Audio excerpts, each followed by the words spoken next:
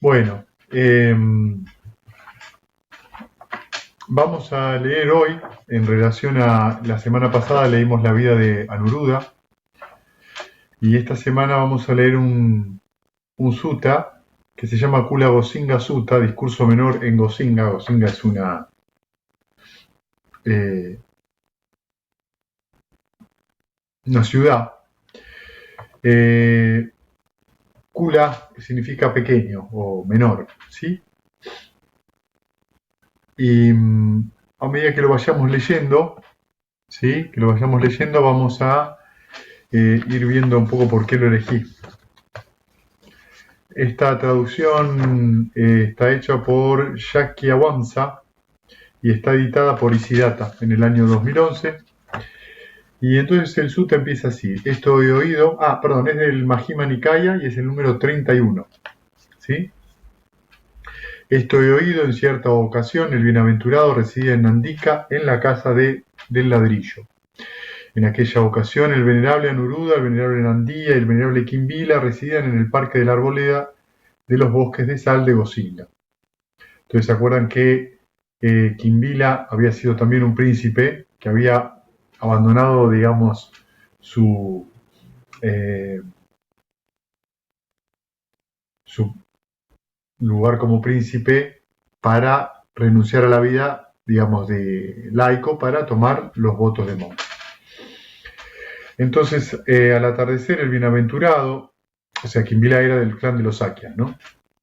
El bienaventurado se alzó tras su meditación y fue al parque de Gosinga. El guardián del parque vio al bienaventurado acercarse y le dijo: no entres en este parque, asceta.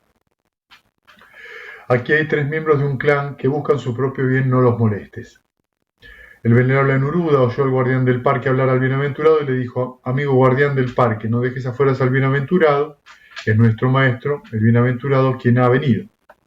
Entonces el venerable Anuruddha fue al venerable Nandía, al venerable Kimbila, y les dijo: vengan, venerables señores, nuestro maestro el bienaventurado ha venido. Entonces los 3 juntos fueron a encontrarse con el bienaventurado. Uno tomó su cuenco y hábito externo, otro preparó un asiento y el otro fue a buscar agua para que se lavara los pies. El bienaventurado se sentó en el asiento que se le había preparado y se lavó los pies. Entonces estos 3 venerables señores rindieron honores al bienaventurado y se sentaron a un lado. Una vez sentados, el bienaventurado les dijo: Anuruddha, espero que todos ustedes estén bien, espero que estén cómodos y no tengan dificultades para conseguir la limosna de comida. Espero, Anuruddha, que vivan ustedes en concordia, con aprecio mutuo, sin disputas, como se mezclan la leche y el agua, considerándose con cariño. Sin duda, venerable señor, vivimos en concordia, con aprecio mutuo, sin disputar, como se mezclan la leche y el agua, considerándonos con cariño. Pero Anuruddha, ¿cómo viven ustedes así? O sea, ¿cómo viven ustedes de esta manera? Venerable señor, en cuanto a eso, yo pienso así: es una ventaja para mí, una gran ventaja, vivir con tales compañeros de la vida santa. Mantengo actos corporales de meta, o de amor benevolente, hacia estos venerables señores, tanto en público como en privado. Mantengo actos verbales de meta, o sea, de amor benevolente hacia ambos, tanto en público como en privado, y mantengo actos mentales de amor benevolente hacia ambos, tanto en público como en privado. Yo considero, ¿por qué no dejar a un lado lo que yo deseo hacer para hacer lo que desean estos venerables señores? Entonces dejo a un lado lo que yo deseo hacer y hago lo que desean estos venerables señores. Nuestros cuerpos son diferentes, venerable señor, pero nuestras mentes son una. El venerable Nandí y el venerable Kimbila dijeron lo mismo añadiendo: así, venerable señor, es como vivimos en concordia, con aprecio mutuo, sin disputar, cómo se mezclan la leche y el agua, considerándonos con cariño. Muy bien, Anuruddha. Espero que permanezcan ustedes diligentes, apasionados y resueltos. Sin duda, señor, permanecemos diligentes, apasionados y resueltos. Pero, ¿cómo permanecen ustedes así? En cuanto a eso, venerable señor, el primero de nosotros, en volver de la aldea con la comida de limosna, prepara los asientos, pone el agua para beber y el agua para lavarse y coloca el cubo de la basura en su sitio. El que de nosotros vuelve último come lo que queda de la comida si lo desea, y si no, la tira donde no haya vegetación o echa agua en donde no hay vida. Él retira los asientos, el agua para beber y el agua para lavarse, y barre el comedor. Cualquiera de los tres que note que los jarros de agua para beber, para lavarse o para las letrinas están vacías o con poca agua, se ocupa de ellos. Si pesan demasiado para él, llama a otro haciéndole una señal con la mano y juntando las manos ambos lo mueven. Pero por eso no entablamos conversación. Ahora bien, cada 5 días pasamos la noche juntos sentados debatiendo sobre el Dhamma. Así es como permanecemos diligentes, apasionados y resueltos. ¿Sí? Entonces, fíjense que esta primera parte del sutta lo que les pide, esto tiene un contexto, ¿no? En relación a este sutta y el sutta que viene, que es el 32. El Buda había abandonado un monasterio porque los monjes se habían peleado. Entonces el Buda trató de intervenir para que se dejaran de pelear y un monje le dijo que el bienaventurado se ocupe de sus asuntos, que sea feliz aquí y ahora, que nosotros nos vamos a ocupar de pelearnos.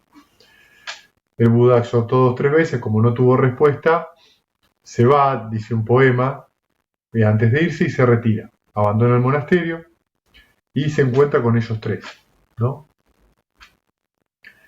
Y es muy interesante, digamos, este párrafo donde dice que mantienen actos de amor benevolente, tanto físicos, verbales como mentales, y a través de eso ellos pueden tener una vida, digamos, tranquila y alegre en el sentido de poder estar en armonía con los demás. Entonces, entre los 3, ¿no? Si ustedes recuerdan, Anuruddha vivía solo, aislado, no vivía en general en la zona central de los monasterios, sino alejado, en alguna cabaña más alejada, y es evidente que vivía con otros monjes, o sea, era como una pequeña comunidad.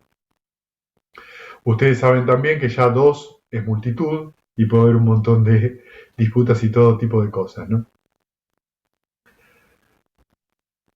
¿Qué es lo que para mí es más interesante, digamos, de esto que estaba mencionando? Lo que es más interesante y lo que me parece que está bueno que nos muestra es que la realidad de nuestras relaciones tiene mucho que ver con el estado mental en el cual nos encontramos. Entonces, si nuestro estado mental en general está alterado, enojado, nuestras relaciones van a tener, generalmente, va a ser complicado relacionarse con la otra persona sin entrar en conflictos.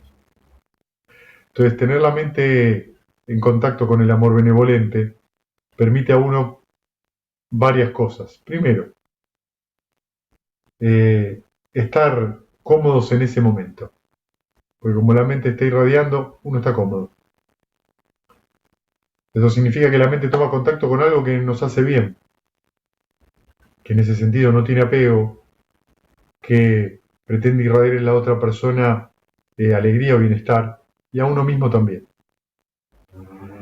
Ese estado mental, como todo estado mental, siempre es contagioso. ¿Sí? Querramos o no, eso se irradia. Tanto cuando estamos en un estado mental como este, como cuando estamos enojados, o confundidos, o contrariados. Lo que hace que sea más valioso, dado que estas personas practicaban meditación de manera regular, sus estados mentales están todo el tiempo, o sea, son personas que se dedicaban exclusivamente a eso. Entonces, notan y se conocían mucho y notan rápidamente un cambio tanto mental como verbal como físico en la otra persona. En ese sentido, es muy interesante descubrir que cuando uno tiene ese estado mental, todas las dificultades o circunstancias que se nos aparezcan en la vida siempre tienen otra perspectiva, no son tan fuertes, ¿sí? Uno las puede tomar de una manera mucho más liviana, de una manera mucho más real, que simplemente las dificultades son sensaciones desagradables y nada más que eso. Es un proceso que se da en la mente que surge como una sensación desagradable, a lo cual surge un rechazo. Cuanto más pensamos sobre ese rechazo, más empieza a aumentar la carga eléctrica de eso, y cuanto más pensamos sobre esa percepción desagradable, más nos empezamos a identificar hasta que llega un momento que estamos tan enrollados en nuestras propias justificaciones y pensamientos que nos sentimos mal. Por más que justifiquemos nuestro malestar, justificar el malestar de uno no conduce a que uno se sienta mejor, que es justamente cuando uno discute por tener razón, ¿no? A veces uno tiene razón y se sigue sintiendo mal, porque la razón no es razón para sentir bienestar mental. Entonces es muy interesante porque lo que nos está diciendo con esto es que el estado mental en el cual nosotros vivimos es absolutamente nuestra responsabilidad. Nosotros somos responsables de cómo está nuestra mente. Esto tiene un lado muy positivo, que es, como es nuestra responsabilidad, depende de nosotros hacia dónde dirijamos nuestra atención o cuál sea nuestra actitud frente a las circunstancias presentes. ¿La meditación a qué nos ayuda? ¿A calmar la mente? Sí, pero también nos ayuda a empezar a ver las cosas desde otras perspectivas. Entre esas cosas, poder observar que toda sensación desagradable que surge frente a determinadas condiciones. Y también va a desaparecer cuando esas condiciones desaparezcan. Eso implica que es un proceso que es totalmente impersonal, que surge delante de nuestros ojos y que va a cesar también. Entonces, si nosotros nos aferramos a una circunstancia desagradable creyendo que es nuestra, que nos pertenece o por ejemplo, yo debería poder hacer esto, yo debería poder hacer lo otro, me voy a sentir mal, porque al personalizarlo ya lo vuelvo mío y me vuelvo eso. Y es muy difícil dejar eso. ¿Qué hacemos en la meditación? Observamos ese proceso, surge y cesa. Entonces, en un momento surge un malestar, aplicamos las 6 R's, dejamos ir el obstáculo y durante unos segundos o unos minutos estamos de vuelta en calma. ¿Qué nos muestra ese proceso? ¿Cómo surge y cómo cesa? La segunda y la tercera noble verdad. Y que de alguna manera las 6 R's son un resumen de la cuarta noble verdad. O sea, que nos lleva al alivio, al cesar de sufrir. A veces eso dura poco, a veces dura más, pero siempre es un proceso. ¿Qué desafía a este entrenamiento? La paciencia. ¿Por qué? Surge una y otra vez y en general nos preguntamos ¿por qué me pasa esto a mí? Entonces empezamos a buscar la justificación de por qué nos pasa y nos damos cuenta de que cuando encontramos un por qué, ¡oh la la! Hay otro por qué detrás del por qué.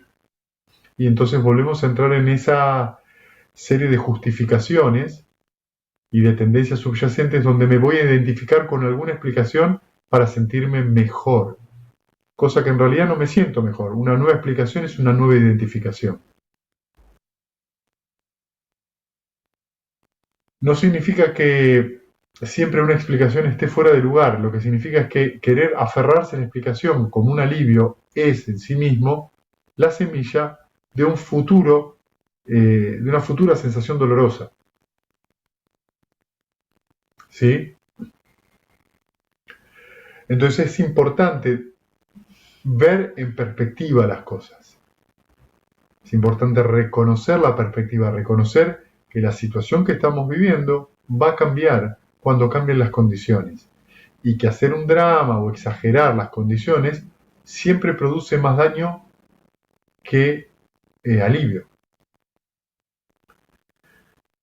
Entonces, en ese sentido, poder reconocer que la mente tiene ese estado de meta, de amor benevolente, promueve mucho el bienestar aquí y ahora.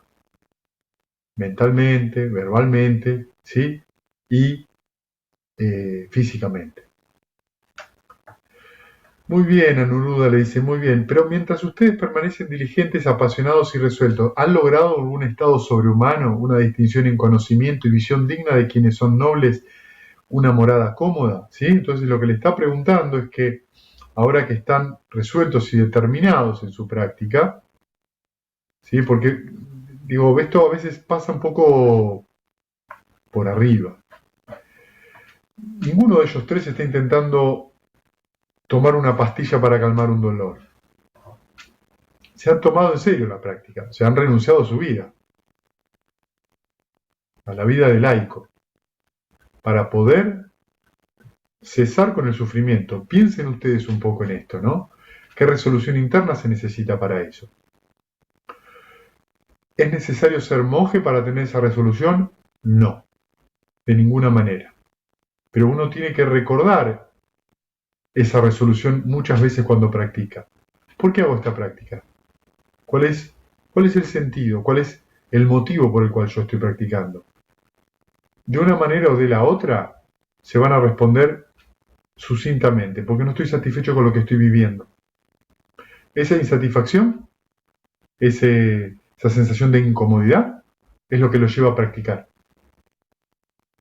Lo que lo lleva a entregar y ser generosos con su tiempo, ser generosos con su mente, ser generosos económicamente y en muchos sentidos.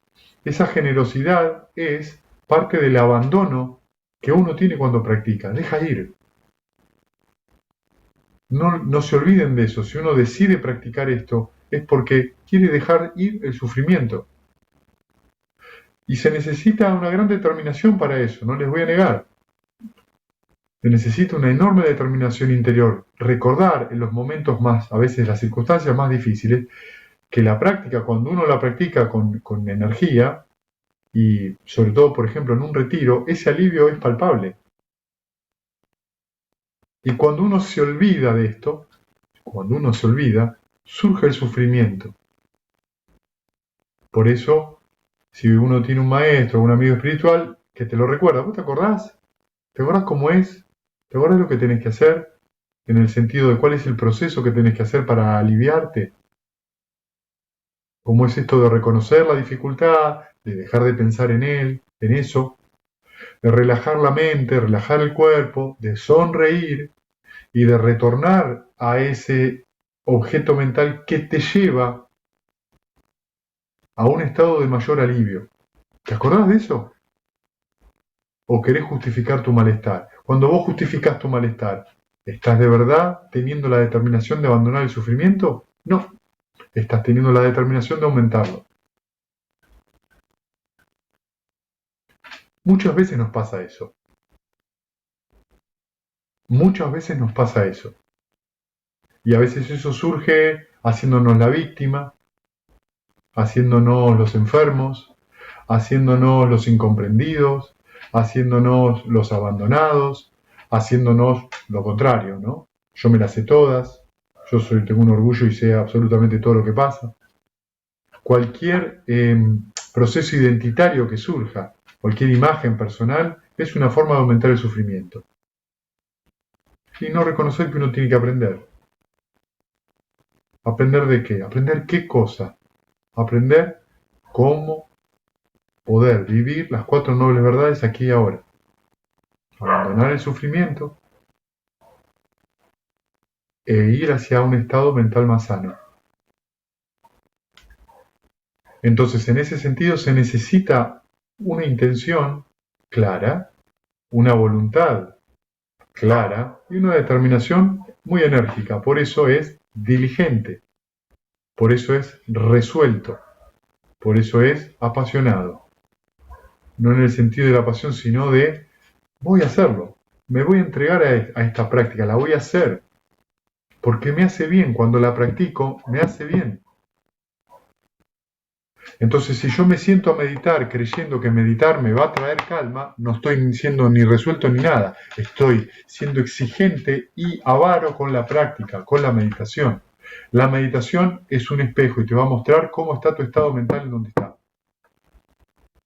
Si tu meditación tiene 150 millones de distracciones y vos haces 6 R's, no pasa nada. Si vos te empezás a quejar de eso, no estás reconociendo que vos sos el que produce esas distracciones. ¿Cómo? Con lo que haces en el día cotidiano, en la vida diaria.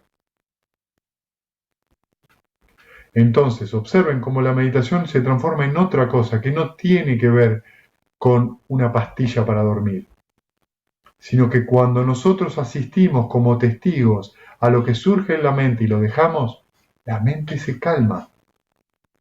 No a la velocidad que queremos, no como queremos, sino de acuerdo a lo que las circunstancias van permitiendo. Es decir, cuán generosos somos con nosotros. Si nosotros somos generosos con nosotros mismos, nos reconocemos eso, la mente se calma más rápido.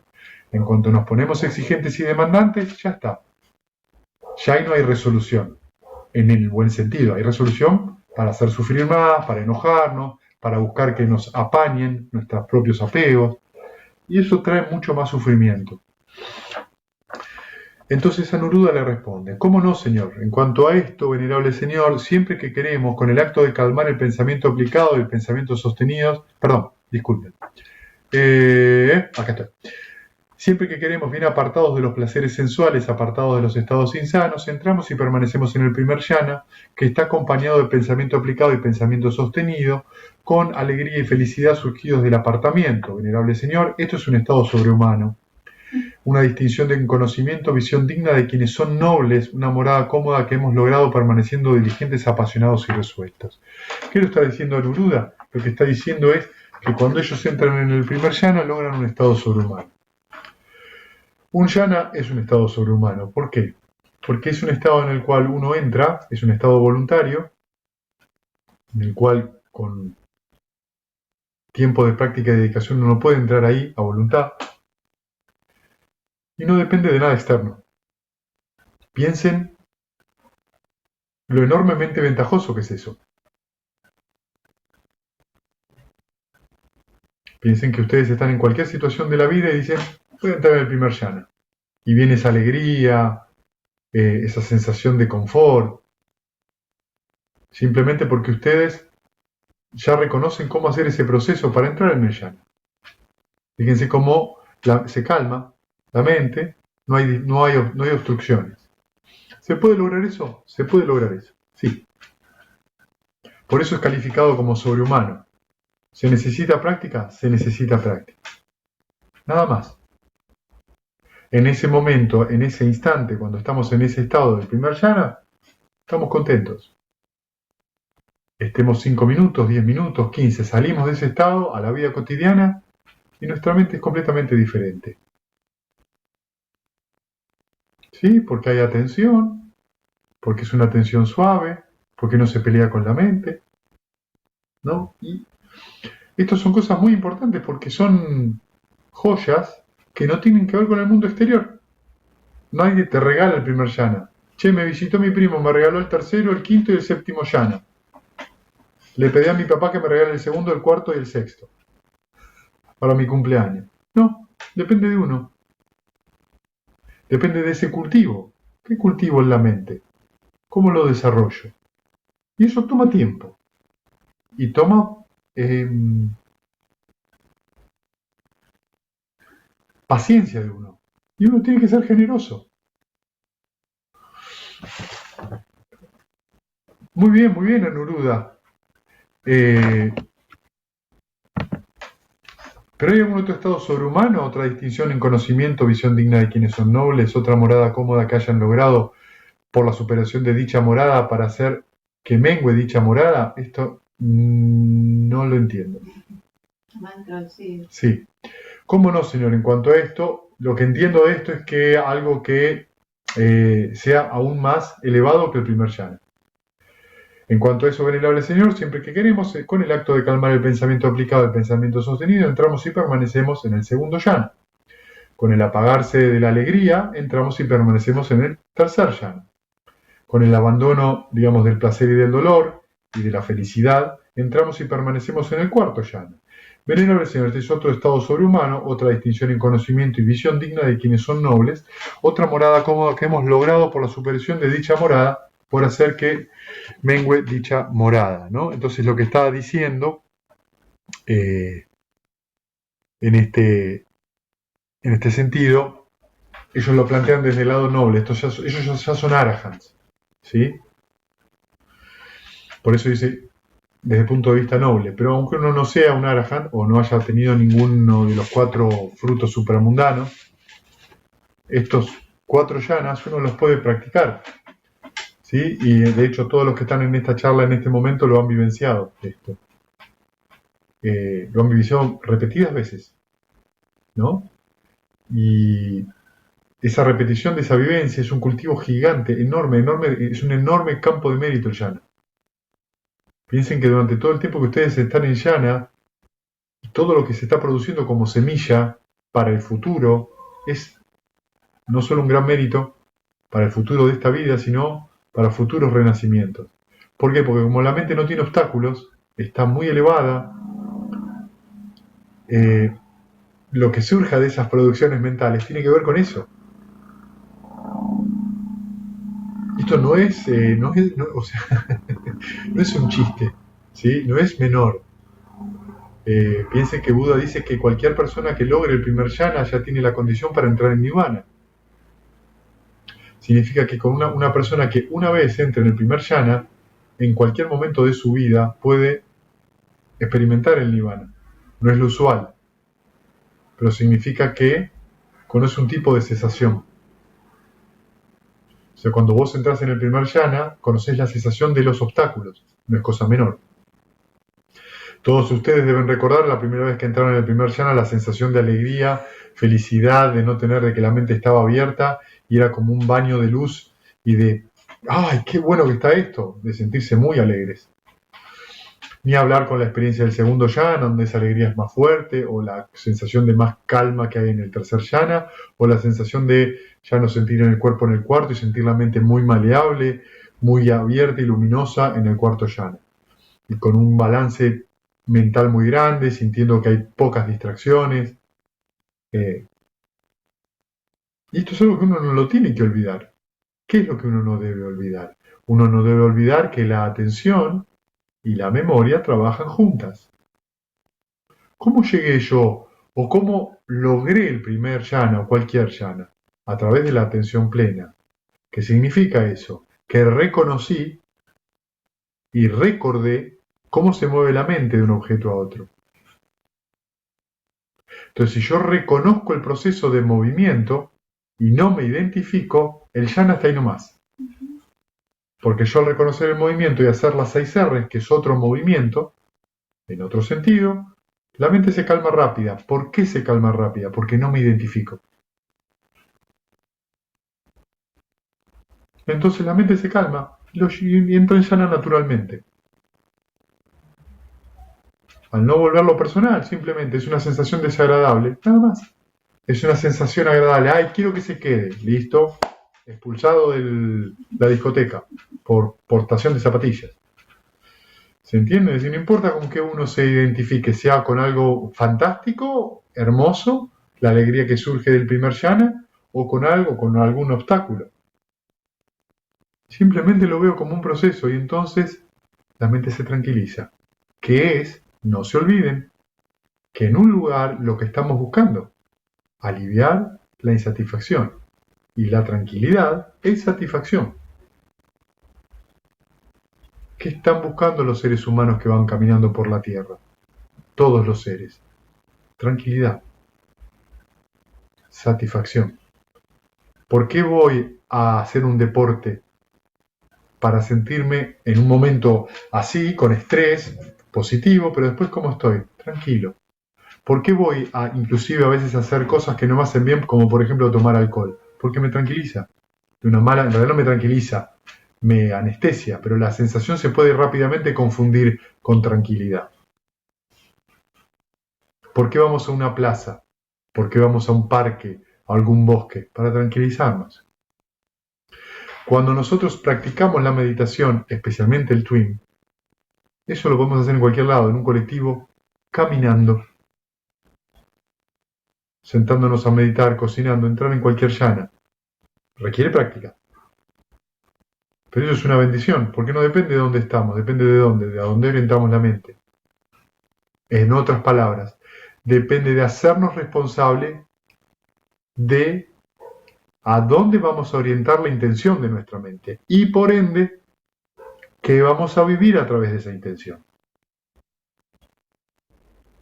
Si mi mente toma contacto con un objeto sano, mi realidad va a tener ese color. Muy bien, entonces, Pero ¿hay algún otro estado sobrehumano que hayan ustedes logrado por la superación de dicha morada, por hacer que mengue dicha morada, es decir, continúa? Y lo que menciona luego Neruda es que dice siempre que queremos, es decir, a voluntad, con la superación total de la forma, con la desaparición de las percepciones de impacto sensorial, con el cese de la atención a la diversidad de las percepciones, de la forma, consciente de que el espacio es infinito, entramos y permanecemos en la base del espacio infinito. Venerable Señor, este es otro estado sobrehumano que hemos logrado por la superación de la morada que le precede. Entonces lo que está diciendo es que pueden continuar en los ayatanas, en todas los yanas inmateriales, ¿sí? Entonces luego habla de la conciencia infinita, ¿sí? Y luego habla de la base de la nada, y también de la base de ni percepción y no percepción. Entonces los 4 ayatanas los van superando unos a otros, siempre que desean, entran en cualquiera de los yanas. Muy bien, Anuruddha, le dice el Buda, pero ¿hay algún otro estado sobrehumano, otra distinción en conocimiento y visión digna de quienes son nobles? Es decir, de vuelta, ¿no? Está hablando de Sotapanna para arriba, de otra morada cómoda que hayan ustedes logrado por la superación de dicha morada, para hacer que mengue dicha morada en realidad. Ahora la respuesta está esto dado para una Nagami para arriba. Le dice, ¿cómo no, señor? En cuanto a esto, venerable señor, siempre que queremos, por el acto de superar completamente la base de ni percepción ni no percepción, entramos y permanecemos en la cesación de percepción, sensación y conciencia. Y nuestras tachas, bueno, nuestras manchas son destruidas, disculpen, por nuestra visión dotada de sabiduría. Venerable señor, este es otro estado sobrehumano que hemos logrado por la superación de la morada que le precede. Y venerable Señor, nosotros no vemos ninguna morada cómoda más que sea superior o más sublime que esta, ¿sí? Es decir, que la sensación de percepción, sensación y conciencia es un estado de completo alivio. ¿Por qué? Porque si bien la persona mantiene su vitalidad y calor corporal, no hay impacto sensorial de ninguna índole. No hay registro de eso. Uno no lo percibe. Es una sensación de profundo alivio. Cuando uno sale de ahí, por eso siempre sale con el cerebro como, la mente como reiniciada y con muchas luces. Muy bien, Anuruddha, muy bien. No hay ninguna morada cómoda más que sea superior o más sublime que esta. Entonces, una vez que el bienaventurado hubo instruido, exhortado, conmovido y animado al venerable Anuruddha, al venerable Nandía y al venerable Kimbila, con palabras del Dhamma, se levantó de su asiento y partió. Tras haber acompañado al bienaventurado un poco y haber vuelto de nuevo, el venerable Nandía y el venerable Kimbila le preguntaron al venerable Anuruddha, fíjense, ¿hemos hecho saber alguna vez al venerable Anuruddha que nosotros hayamos alcanzado esas moradas y logros que el venerable Anuruddha en presencia del bienaventurado nos atribuyó? Hasta llegar a la destrucción de las, digamos, de las contaminaciones, es decir, hasta ser un arahant. Y Anuruddha responde, los venerables señores nunca me han hecho saber que hayan alcanzado esas moradas y logros. Aún así, al abarcar con mi propia mente la mente unida de ambos venerables, sé que han alcanzado estas moradas y logros. Además, me han hecho saber las divinidades, estos venerables señores han alcanzado estas moradas y estos logros. Luego lo declaré cuando el bienaventurado me cuestionó directamente, es decir que Anuruddha, como habíamos visto con su ojo divino, tenía espías en el mundo suprasensible. Tenía dioses que le iban diciendo qué es lo que iba ocurriendo. Entonces el espíritu Diga Parayana fue al bienaventurado. Tras rendir honores al bienaventurado, se colocó de pie a un lado y dijo, es un beneficio para los Vaishyanes, venerable señor, un gran beneficio para el pueblo Vaishyan, que el Tathagata, realizado y completamente iluminado, Diga Parayana, Diga es largo, Parayana, no me acuerdo si es no es una de las epítetos de Mahabrahma, no estoy muy seguro, me parece que es un epíteto o un sinónimo.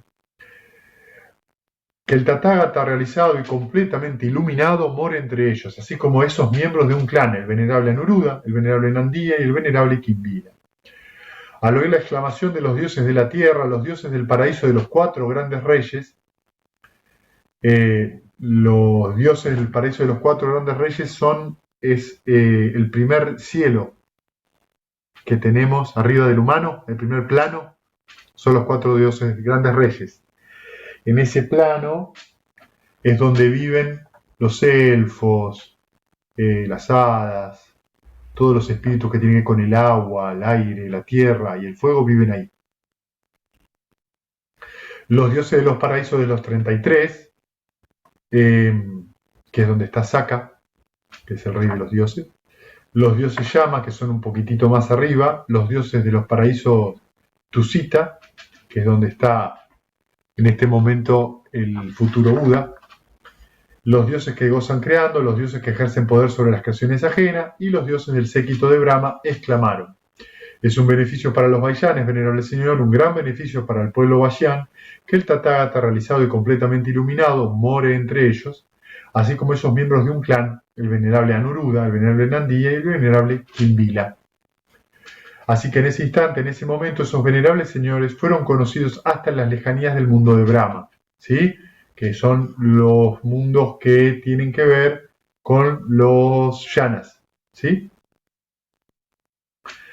El bienaventurado dijo: así es, diga, así es. Además, si el clan del cual partieron dejando la casa para ir a la mendicidad los recuerda con el corazón lleno de fe, eso conducirá al bienestar y a la felicidad de ese clan por mucho tiempo.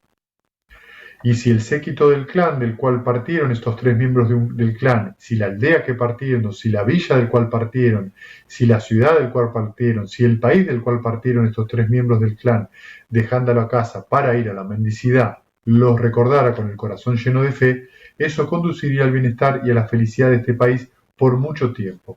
En otras palabras, esto es generosidad. Recordar con amor, con el corazón lleno de fe. Lleno que es de fe, de confianza, de que esas personas nos están mostrando que se puede lograr el cese del sufrimiento. O sea, son un ejemplo viviente de que eso es posible. Muchas veces es muy importante, a veces en momentos de la práctica, observar por ahí a alguien que uno sabe que está más desarrollado que uno mentalmente, observar cómo se comporta, observar lo que hace y observar lo que transmite. No para endiosarlo, no para volverlo una persona perfecta, sino porque uno puede observar cómo esa persona vive más tranquila, vive más alegre y que eso es posible, porque es otro ser humano. Simplemente es otro ser humano y uno se alegra de tener un ser humano que tiene esa facilidad para vivir. Facilidad para vivir. Eso es una cosa fantástica, eso es un milagro. Y que esa persona lo hizo practicando. ¿No? No es un dotado. Practicó. Nos mostró que tiene determinación, nos mostró que tiene un genuino chandarraga, un genuino deseo sano de abandonar el sufrimiento, de ayudar al prójimo, de ser generoso, de mostrarnos afecto. Está buenísimo. Imagínense si uno no tuviera ningún amigo así. Es una visión bastante fea. Porque no me puedo referir a nada. De vuelta, no como una manera de comparación, sino como algo que por el momento me inspira. Llámese amigo espiritual, llámese maestro, el nombre que le quieran poner no importa. Pero lo que importa es que, mira, en un momento triste se está riendo, me mira y me sonríe. Y por ahí se da cuenta por qué me sonríe. O sea que se toma el momento de dar una sonrisa para que vos te sonrías. Te está ayudando en ese momento para que vos te des cuenta que te estás identificando con algo que no te hace bien. Aprovechá. Si no, es el famoso chiste de Dios me va a ayudar. ¿Lo conocen ese chiste? Ya pongan a Dios por el amigo, ¿no? Es ese chiste que se inunda un pueblo y un hombre se sube arriba de la iglesia, que era ¿no? el edificio más alto, y sube el agua, Entonces viene uno en bote y le dice, tirate, tirate, tirate que sigue subiendo el agua. No, no, no, Dios me va a salvar. Y después viene un guardavida con una lancha y dice, dale, dale que sigue subiendo el agua. El tipo está cada vez más con el agua subida. No, no, Dios me va a salvar. Y al final, cuando el tipo se está así ahogando, le tiran desde un helicóptero una soga. Y le dice, dale, dale que te vas a ahogar. No, no, Dios me va a salvar y se ahoga. Llega al cielo. Y le cuestiona a Dios, escúchame, yo tuve mi fe en vos, esto, lo otro, y me ahogué. Y Dios le dice, escúchame, te mandé un bote, una lancha y un helicóptero. Sacando de lado, digo, las deidades. Pero eso es lo que hace muchas veces un amigo. Te está mostrando, mirá, deja de buscar, deja de meterte en problemas, soltalo. Deja de ponerte en que no puedo, deja de mandarle a la práctica algo que la práctica no te va a dar si vos no te lo das. Y tenés que tener entusiasmo para practicar. ¿Por qué tenés ese entusiasmo? ¿Por qué tenés esa fe, esa fe qué? Esa confianza? Porque lo viviste un montón de veces. No te olvides. No me tenés que creer a mí. Tenés que creer en lo que vos viviste, en lo que vos cultivaste y base a tu esfuerzo, cómo te sentiste. Nada más. Es tuyo. Nadie te lo puede dar, nadie te lo puede quitar. Tenés que practicar sobre eso. Si todos los nobles recordaran a estos tres miembros del clan con el corazón lleno de fe, eso conduciría al bienestar y la felicidad de los nobles por mucho tiempo. Si todos los brahmanes, los mercaderes, los trabajadores recordaran a estos tres miembros del clan con el corazón lleno de fe, eso conduciría al bienestar y a la felicidad de los trabajadores por mucho tiempo. Si el mundo de sus dioses, sus maras y sus brahmas, esta generación con sus ascetas y brahmanes, sus príncipes y su gente, recordara a estos tres miembros de un clan con el corazón lleno de fe, esto conduciría al bienestar y la felicidad por mucho tiempo. ¿Ven? ¿Qué te recuerda eso? Confía en lo que estás haciendo. Mira, diga, como estos tres miembros de un clan practican por el beneficio y la felicidad de la gente, por compasión del mundo, para el bien, por el bienestar y la felicidad de dioses y humanos. Esto es lo que dijo el bienaventurado. El espíritu diga Parayana quedó satisfecho y deleitado por las palabras del bienaventurado. Bueno, y acá termina este pequeño sutta, Majjhima Nikaya número 31, ¿sí? Que me parece que tiene como muchas pequeñas lecciones internas que nos pueden ayudar, sobre todo en momentos donde a veces sube la inundación, ¿no? Y ayuda a uno a cruzarla con el botecito. Bueno, si tienen preguntas o dudas, váyanlas pensando. Recuerden que mañana está la charla a las 11 de la mañana. ¿Sí? Vamos a hablar un poco de qué es meditar, qué es el twin, qué es atención plena, qué es concentración. Vamos a estar abiertos a todas preguntas y dudas que haya para gente que no sabe, que no ha practicado. ¿Sí? Preguntas por ahí generales sobre el budismo, que son las 4 nobles verdades, etcétera, etcétera. ¿Sí? Bueno, si tienen preguntas, comentarios, ahora es el momento.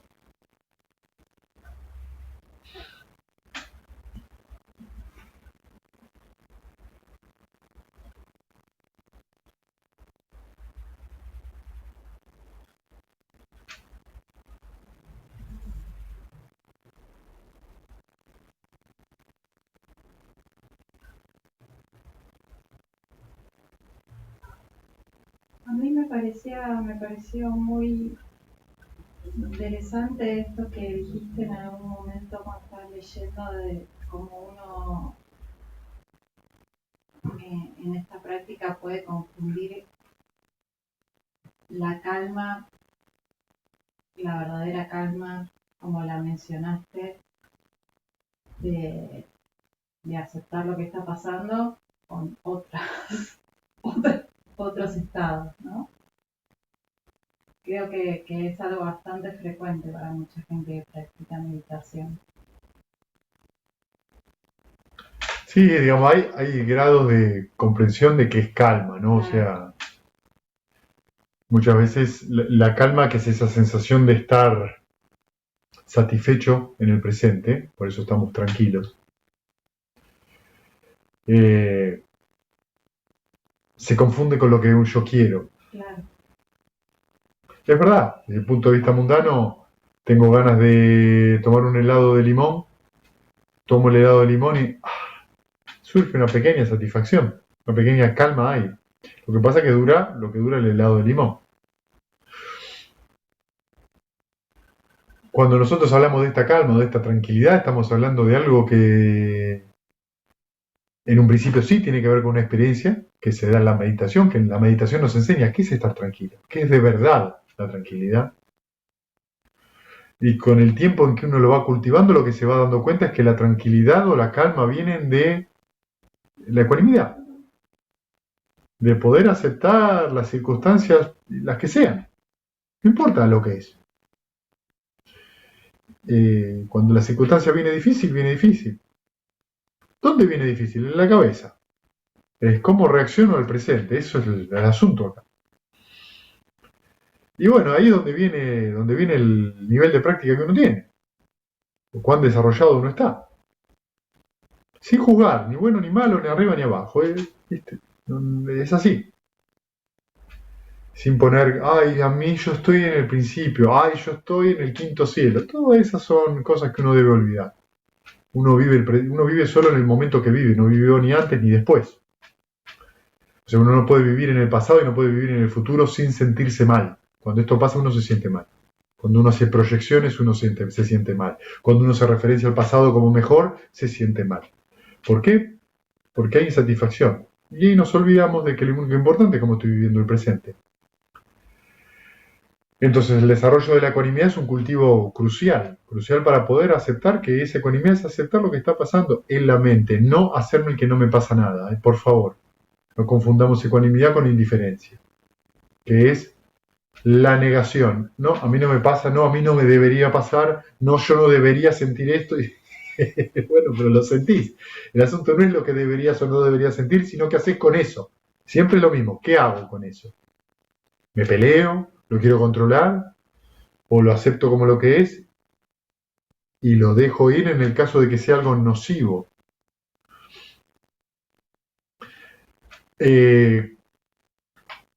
Estamos con Maru estudiando algunas cuestiones de neurociencia y yo aprendí una cosa que no sabía, que es muy interesante,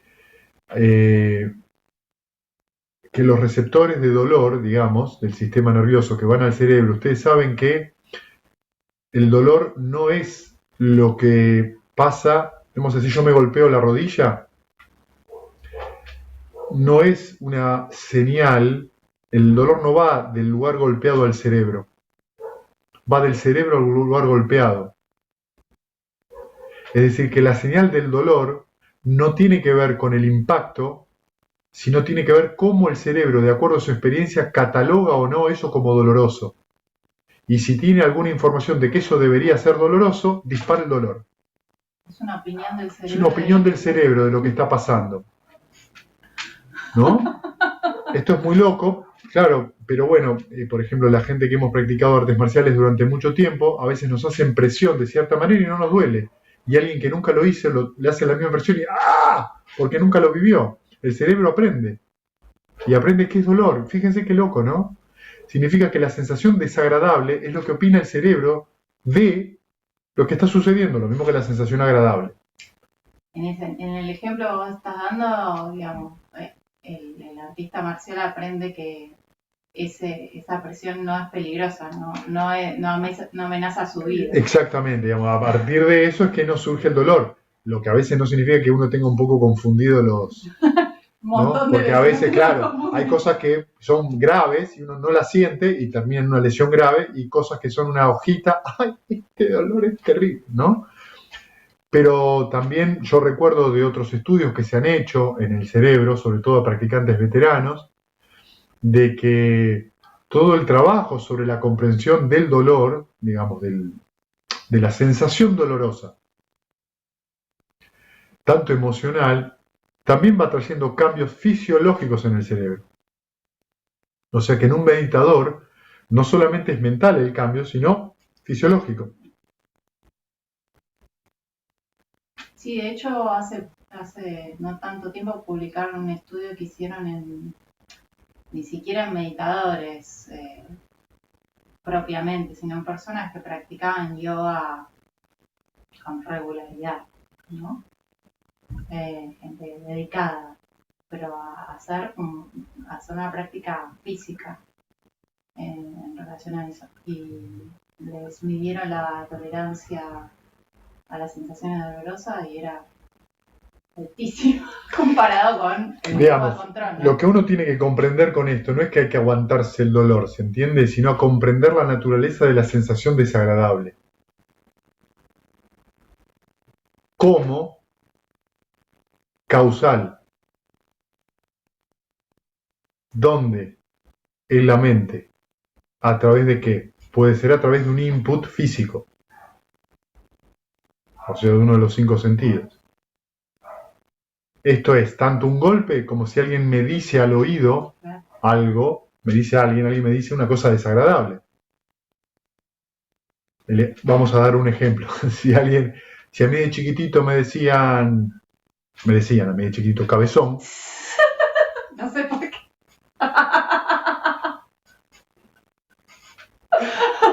¿Sí? Cabezón es una manera de humillarme. Alguien de grande me dice cabezón. ¿Y qué aprendí yo? Que eso es agresivo. Está aprendido así. O ahora me dicen cabezón y me siento orgulloso.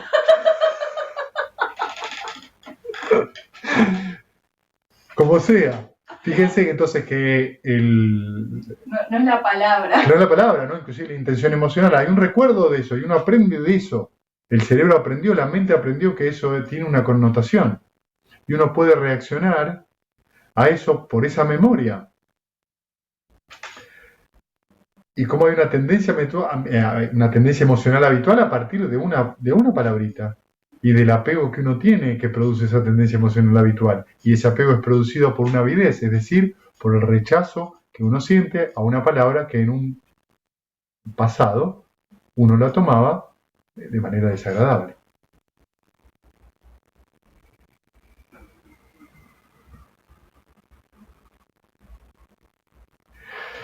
Bueno, ¿tienen preguntas? ¿Comentarios? Pero en el caso de esto de la rodilla, ¿no hay un nervio que va de la rodilla al cerebro? Claro.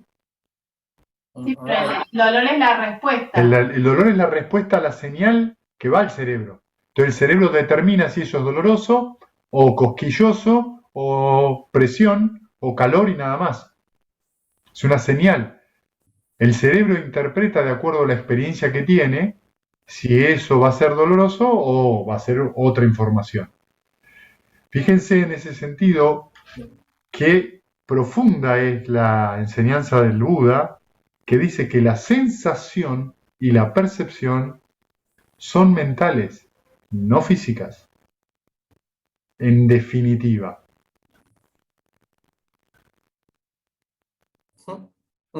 ¿Sí? Eso es mentalidad, no materialidad. Es súper profundo. Es muy profundo, porque lo que nos está diciendo es que la sensación, que es el lenguaje de nuestro sistema nervioso, es una cosa que está condicionado ¿por qué? Por la conciencia. ¿Qué es la conciencia? El funcionamiento de la mente que reconoce ese proceso como doloroso o no. Y la conciencia a su vez está condicionada por las formaciones mentales.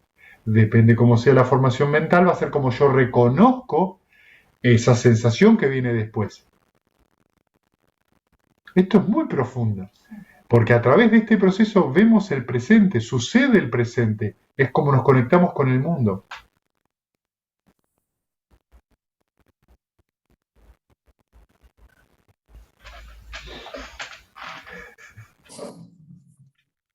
Sí, tremendo. Gracias.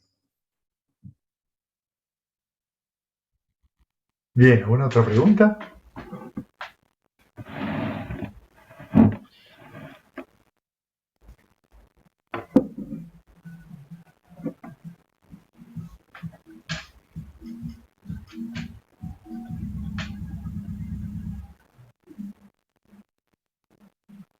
Bueno, muy bien. También, bueno, mañana empieza octubre, así que recuerden que tenemos jornada en 3 semanas, creo que es el domingo 23, creo que, si no me equivoco. Sí, domingo 23. Hay jornada. Seguimos programando el retiro de octubre, perdón, de noviembre, que viene muy bien. Si hay alguno, nada, lo digo, lo comento porque esto después lo ve todo el mundo. Bueno, todo el mundo, que sos el mundial. Si alguno lo ve después en diferido y va a participar, no se olvide de confirmar, ¿sí? Porque hay varias personas que van a venir digamos, de afuera. Así que bueno, contentos de prepararnos para esa fecha, ¿sí? Bueno, compartamos méritos, si no hay más preguntas.